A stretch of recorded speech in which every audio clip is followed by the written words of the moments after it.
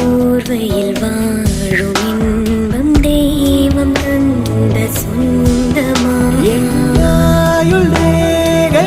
நீயடி என்னாழி நேரடி